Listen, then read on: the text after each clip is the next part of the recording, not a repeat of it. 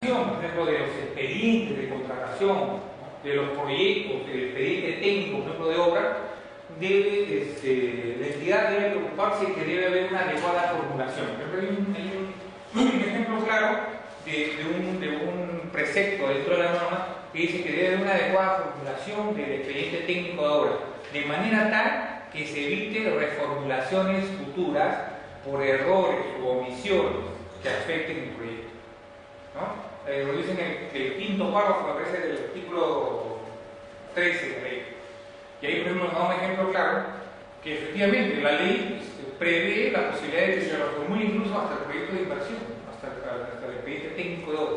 Pero lo que exige, como acá, ¿no?, que debe haber, o sea, una actuación responsable por parte de la entidad para que exista una adecuada formulación de lo que es del PAC, y la planificación debida de estos procesos no tiene que evitar sucesivas modificaciones, ¿no? Debemos hacer una planificación adecuada de lo que vamos a adquirir durante el año, de manera tal que no esté sujeto a modificaciones constantes. ¿Son responsables de la ejecución del PAC? ¿Qué sucede en caso de que sí exista dentro de esa formulación del expediente técnico no haya sido regular, que a la final se tenga que nuevamente regularizar? ¿Existe algún tipo de responsabilidad para el área de usuario? No. Si es un expediente técnico de obra, es responsabilidad del proyectista. Si el proyectista es dentro de la entidad, hay un área de proyectos, dentro de una gerencia de infraestructura, por ejemplo, hay un área de obras, un área de proyectos. Esa área de proyectos, ¿no?, esa unidad formuladora, y ellos son responsables de la adecuada formulación de un proyecto de inversión. Si yo contrato a un proyectista para que me elabore un proyecto de inversión o me elabore un expediente técnico de obra, debe ser responsable. ¿Okay? Pero también es responsable de la entidad. ¿En qué medida? Que yo, por ejemplo, como gerencia de infraestructura, soy responsable del producto que le estoy recibiendo al proyectista, porque yo lo estoy aprobando. O sea, el proyectista, si yo, volvamos al ejemplo, si fuera mi casa, ¿quién es responsable del contenido del plano? No soy yo, que he requerido que me hagan el plano, porque no lo he supervisado, porque no he verificado que lo que me están haciendo es lo que yo quiero. Entonces, en ese caso, el área usuario, que sería una oficina de una gerencia de infraestructura o obra, como se quiera denominar, sería responsable del producto, que es el expediente técnico de la obra.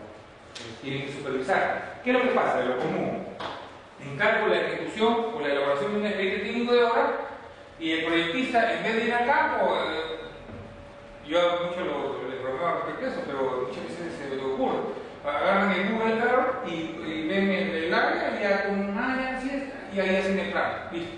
Han ido a hacer un trabajo de topografía, que es lo que corresponde, ¿no?, verificación de la situación del terreno, quizás no está como se pensaba, ¿no? Ese Google Earth está trazado desde el 2009 y no aparecen los postes que ya hay ahorita ahí, porque ha habido una intervención de otro organismo y ya no es la situación la que se esperaba. ¿Qué pasa con todo eso? Entonces la entidad debe supervisar. A ver, el proyectista tiene que la primera semana hacer el trabajo de campo, hacer el trabajo de topografía. Yo entidad me dio algo para que yo, ¿por qué no? A ver, vamos a ver. Estoy que lavo la guardia, nunca sale señora en el campo. Es más, ya, porque voy a entrar en el campo, estoy en el terreno, nunca viene. Primer día, segundo día, tercer día. Ya pasó la semana y lo llamo y no, ya estoy haciendo trabajo de laboratorio, ¿no? Ya estoy ya en el trabajo de gabinete, estoy haciendo tu plan.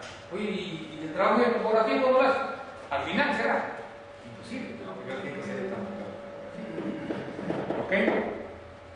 Entonces son responsables de la ejecución del PAC, el titular y los funcionarios delegados que lo aprobó y el órgano encargado de las contrataciones. Este órgano deberá gestionar oportunamente el expediente de contratación que permita que la convocatoria sea de acuerdo a las fechas previstas en el PAC. ¿Okay? El órgano encargado de las contrataciones va a asumir un rol protagónico en las contrataciones públicas, porque todo va a pasar por manos de este órgano. Este órgano deberá obtener de la oficina de presupuesto o la que haga sus veces de la entidad la certificación presupuestal de la existencia de recursos disponibles para la ejecución de cada proceso de selección. Ellos tienen que corroborar finalmente si existe plata o no, porque yo puedo tener todo aprobado, pero ¿qué pasó? El presupuesto por una emergencia se destinó a otro lado, ya no tengo presupuesto para el proyecto. Entonces hay una situación extraordinaria que impide que ya contemos con el presupuesto. En caso de estas prestaciones se extiendan a más de un ejercicio presupuestal, en la respectiva certificación debe constar que el gasto será considerado en la programación y formulación del presupuesto del año fiscal que corresponda. El titular o funcionario delegado que aprobó el PAC deberá gestionar de manera oportuna la designación de los miembros titulares y los suplentes del comité especial que se encargarán de la ejecución del proceso de selección.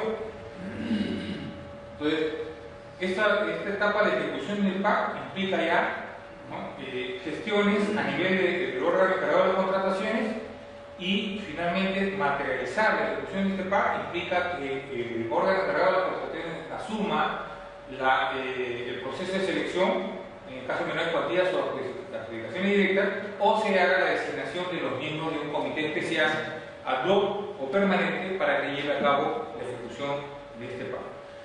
En una entidad, no voy a mencionar cuál, pero pasaron 5 meses, recién ahora en mayo, los órganos encargados de las contrataciones no designan al comité, no hacen nada, no designan al comité. Tú eres órgano encargado de las contrataciones, el artículo 24 del reglamento dice que tú eres el encargado de las contrataciones y eres responsable de comprar partidas en las obligaciones directas.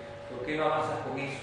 ¿Qué estás esperando? Si ya de por sí la ley te dio, ¿no?, la prerrogativa, ¿no?, y tienes un plan anual aprobado, tienes que empezar a ejecutar lo que te corresponde.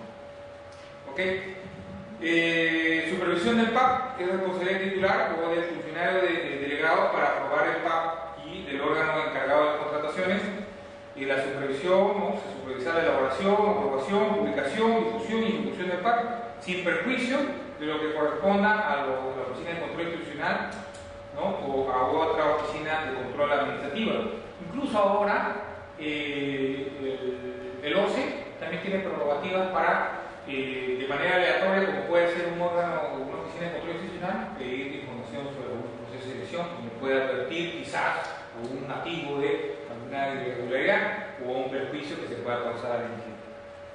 Al finalizar el ejercicio fiscal, el titular, ¿no?, del órgano encargado de contrataciones elaborará un informe al titular o al funcionario delegado de aprobar el PAC sobre su ejecución, comentando el accionar de los empleados públicos a cargo del cumplimiento, ¿no?, de este órgano encargado de contrataciones, de las áreas titulares y de los comités especiales, a fin de evaluar si el cumplimiento de estas metas objetivos han sido justamente por un correcto accionar de cada uno de los responsables, ¿no?, en su función. El órgano encargado de las contrataciones, básicamente, o sea, si por ejemplo en esta sala tuviéramos a estas 5 damas como miembros del equipo del órgano encargado de las contrataciones, yo tuviera que designar 100 procesos de menor cuantía a lo largo del año y voy a ejecutar, digamos, alrededor de 10 mensuales, diría 2, 2, 2, 2 y 2. Y cada uno es responsable en ese mes de sus 2 menores cuantías. Y esa es más o menos una mecánica que puedes utilizar. Entonces, ese órgano encargado de las contrataciones sabe que mensualmente las 5 damas van a ejecutar 10 procesos de elección. Y ese órgano encargado, según la programación, ya tiene asignado quiénes son los responsables. Sí, dígame. Sobre este informe que debe elevar al titular de las contrataciones, ¿hay algún artículo en dispositivo legal sobre ese informe que debe elevar? Porque no, si se le dice a la órgano de la contratación, se niega y tú me dices que yo estoy obligado. Ya, debe, en forma general, si se quiere de manera específica, no traigo la ley, no la tengo a la mano, pero la ley describe quiénes son responsables, ¿no?, de las contrataciones y señala las funciones del titular, puede ser, no se lo voy a pasar por correo de manera puntual, las responsabilidades del órgano encargado de las contrataciones y las responsabilidades del comité. ¿Ok? Y normalmente al interior de las entidades debe haber una directiva de contrataciones en la cual se describa la ley. Tengan presente esto, la ley es como un marco teórico, un marco conceptual, es como todo este marco de la pizarra, es como para hacer un parangón, es como si fuera la cancha de fulbito donde nosotros vamos a hacer nuestro partido. ¿Cuáles son las reglas? La ley dice que no vamos a salirnos de la cancha. Sales, estás penalizado. Córner, lateral, ¿no? Si una infracción grave, penal, tarjeta roja, todo está, eso es lo que dice de manera genérica la ley. Pero tú en el transcurso vas a ver que hay un árbitro que va a valorizar si fue un empujón, fue codazo, fue penal. Entonces, eso es reglamentar. Tú puedes reglamentar al interior de la entidad los medios o la forma como vas a llevar a cabo algunos procedimientos. Claro, perdón, eso se quiere hacer, pero sin embargo, la persona encargada de la contratación me dice, ¿pero para qué preventiva si ya está guiada toda la ley? No. Hay una cosa que tiene que tener. Hay muchas ocasiones en las cuales se generan documentos de gestión, manuales de procedimientos, los famosos macros, que muchas veces redundan lo que ya se hizo, por lo que ya está establecido. Pero esto debe servir para cubrir los vacíos, de manera que se interprete, o más que dejar al libre albedrío y una libre interpretación, cubrir lo que no está debidamente determinado por la norma, para que tengas un procedimiento regular, para que todos sepan cuál es el derrotero, cuál es el camino a seguir, para que no, a mí me gusta por acá, a mí me gusta por allá. Ya ese día dice, no, vas acá, pues allá, acá, pasa por acá y acá. Listo. Todo el mundo ya sabe cuál es el camino. Ese es el objetivo. En el caso de que se pueda regular el interior de una entidad con una directiva, con un manual de procedimiento, perfecto, pero la idea es esa: señalar un derrotero para que pueda ser seguido por todos y que todos sepan cómo es que se va a proceder en todos los casos de manera inequívoca. Así, de esa forma, no se disparan cada uno por su lado y hacen esto, pues son zafarranchos, ¿no? Entonces tenemos la posibilidad de regular. Se puede regular todo en tanto no sea contrario a lo que dice la norma, ¿ya? Lo que dice la ley y el reglamento. Podemos regular algunos otros aspectos que no han sido contemplados en la normativa. Al finalizar, supervisión del PAC, la posibilidad de titulado, funcionario, delegado, de aprobar PAC, ya teníamos finalidad al final del ejercicio fiscal, el titular del órgano encargado hará su informe. Evaluación del PAC. Competencia exclusiva del titular de la entidad, como mínimo se efectuará cada 6 meses. Luego de la evaluación debe adoptar las medidas correctivas necesarias para alcanzar las metas y objetivos previstos por su plan operativo institucional. Y esto es curioso, ¿no? Porque si yo hago una evaluación y a los 6 meses me doy cuenta que esas entidades que llegan a 30% anual, quiere decir que al semestre están en 15, no llegan a 20%. Entonces, ¿por qué no adoptan medidas tales que efectivamente permitan que por lo menos llegue a un 50% de ejecución? Entonces es algo que ahí hay cosas que no están funcionando adecuadamente, ¿no? De ser el caso, deberá disponer el deslinde de responsabilidad respectiva e imponer las sanciones administrativas correspondientes, porque efectivamente hay responsabilidad, porque hay metas, hay objetivos que se han trazado. Yo contrato a un personal quizás o el apoyo técnico para un área para justamente que se lleven a cabo o se cumplan las metas o objetivos que se ha trazado la entidad. ¿Cómo es el mecanismo para la elaboración del PAC? Hay dos momentos, ¿no? Tenemos aprobación del PIA. Bueno, tenemos primero, los usuarios definen sus requerimientos, se consolida por el área usuaria, todo ese cuadro de necesidades, aprobamos el presupuesto inicial de apertura y tenemos enseguida un periodo de 15 días para aprobar nuestro plan anual. Luego de haberlo aprobado, lo colgamos en SEACE y lo mantenemos aparte en la web, en la página web de la entidad, y en el local tenemos para que se pueda difundir dentro de los 15 días siguientes.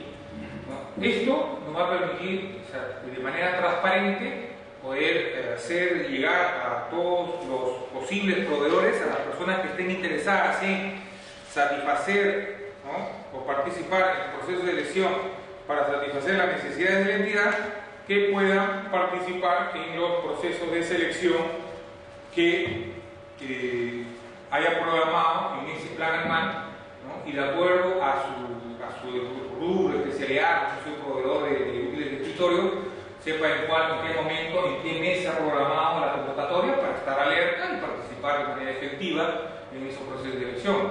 Había un ejemplo de una entidad, ahora no voy a mencionar el nombre, pero por ejemplo programada la adquisición de útiles de escritorio, papel, ¿ok? Pero lo programaba por subasta inversa. Y en el área del órgano encargado de las contrataciones establecía como valor referencial el más bajo del mercado. Para una subasta inversa es un criterio equivocado. ¿Qué ocurría?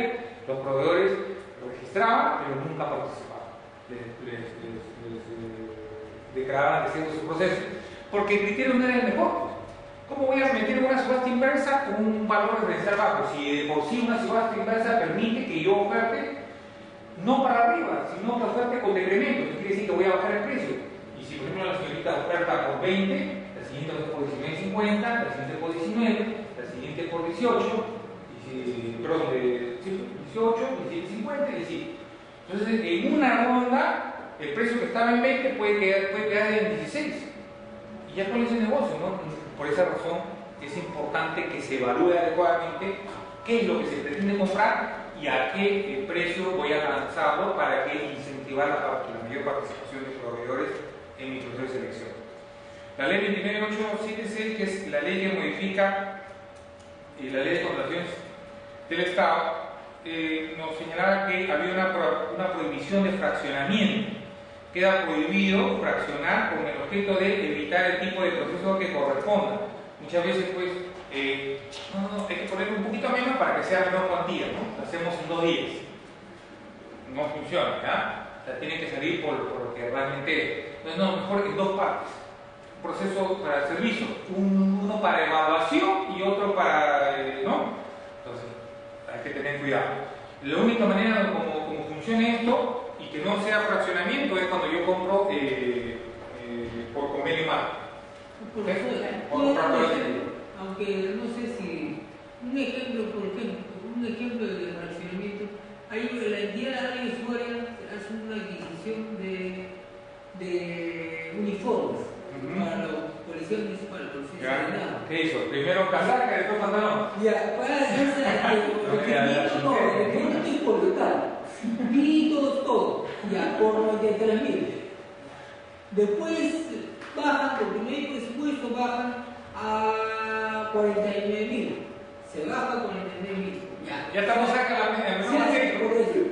Entonces a los proveedores se cotizan por todo, por uniforme, por todo. Tocaba un proceso de selección, por decir 49.000 ya es, no es menor cuantía. Claro.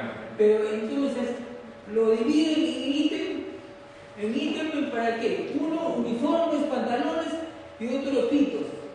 ¿Ítem para qué? Para que el proceso se divida el proceso de selección. Uno directo por 3.000 o por 7.000 y otro menor cuantía por la diferencia. Entonces, ¿ese es fraccionamiento?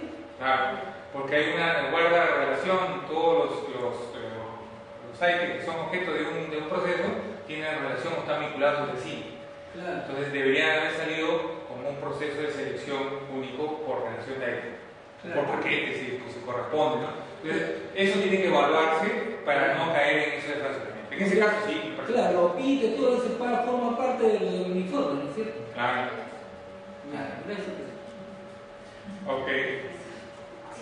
Entonces, finalmente, hay una obligatoriedad del uso del SEACE, ¿no? Las entidades están obligadas a registrar mensualmente sus contrataciones por montos de 1 a 3 UITs. ¿Ok? ¿Y si no lo hacen? Bueno, hay normas que permiten la fiscalización. O sea, incluso, bueno, como comentario nada más, la Contraloría General de la República es la entidad de que dependen las oficinas de control institucional. ¿Ok?